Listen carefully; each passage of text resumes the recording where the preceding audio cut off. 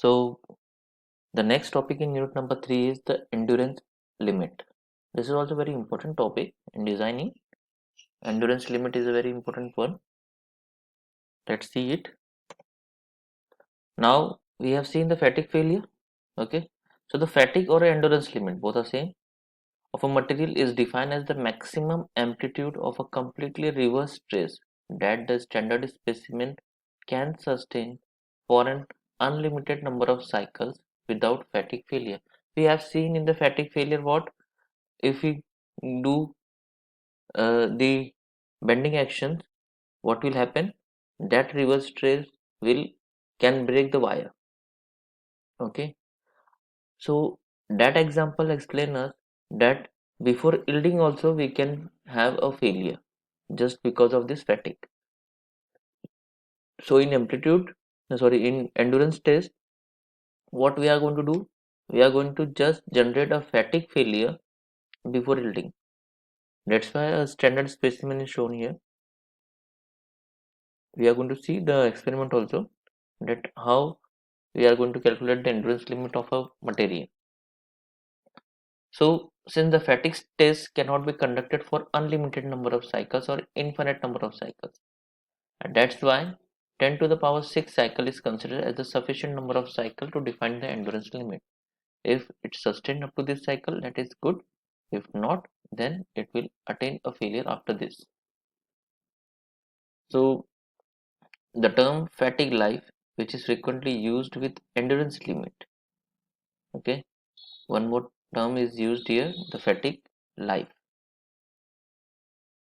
with endurance limit. The fatigue life is defined as what? That as the number of stress cycle that the standard specimen can complete during the test before the appearance of the first crack. As I told you that if 10 to the power 6 cycles it's sustained without crack, that means its fatigue life is good. And if it generate a crack after 10 to the power 8 cycle or something 10 to the power 7 cycle like this, or less than that, but more than 10 to the power 6, it will give its endurance limit. So until the crack, endurance limit is there. Okay, so this is how it is generated. Now endurance limit and fatigue failure. So one experiment has been done with a material subjected to repeated stress. So it fails at stress below the yield point stress. Such types of failure of material is a fatigue failure. A progressive crack formation, which are usually fine and of microscopic size. So this failure occurs without any prior indication. We can't predict that at what level the crack is going to generate. But what are the causes that we are going to see? The fatigue of a material is affected by the size of the component also, and relative magnitude of the static and fluctuating load, and number of load reversal. So if the loads are static and fluctuating loads are there, that will create a fatigue failure, and that will give you a lower endurance limit. So this is a specimen which was used to find out the endurance limit, which is developed by R. Murray. Okay, these are the sizes given, and bending movement is being given to this specimen, and due to this what happened, an alternating tensile and compressive stress, alternate tensile and compressive stress is generated, which is shown in the graph also. And due to this what happened, this alternate tensile and bending stress created a fatigue after few cycles.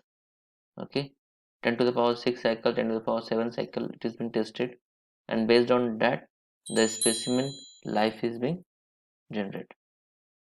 So in other words, the specimen is applicable to completely reverse stress cycle. It's a reverse stress cycle. The graph shows you the pure reverse stress cycle. It is represented by a time stress diagram as shown in figure 1a. Okay, and this is how sigma t or sigma c is calculated. So it should be noted that the term endurance limit is used for reverse bending only. Okay, so endurance limit is related to the reverse bending only. In other types, loading the term endurance strength may be used when referring the fatigue strength. So when you are using endurance limit, it should be used for reverse bending only. And when you are using the term endurance strength, so at that time you should be referring the fatigue strength. Just understand this term, okay? So it is defined as the safe maximum stress which can be applied to the machine part working under actual condition. So while designing also, you can refer the endurance stress as a designing stress. We have seen that when a machine member is subject to completely reverse stress, the maximum stress in tension is equal to the maximum stress in compression, which we have seen in the graph also. So the factors affecting the endurance strength, endurance limit is what? The size fact. Means the strength of large member is lower than that of a small specimen. Okay. This may be due to two reasons. The large member will have a large distribution of weak points than the small one. So as we have seen, small component have more strength than the large component. Why?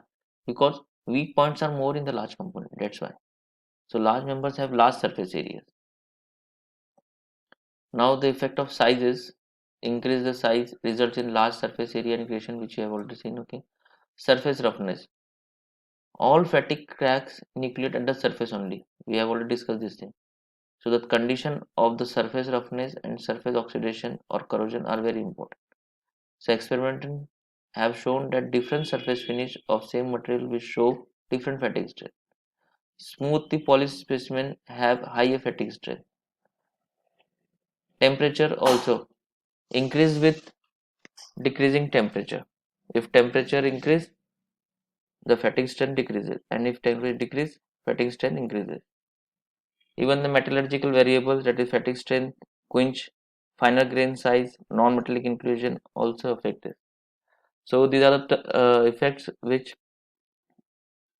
things which affect the endurance strength. Thank you.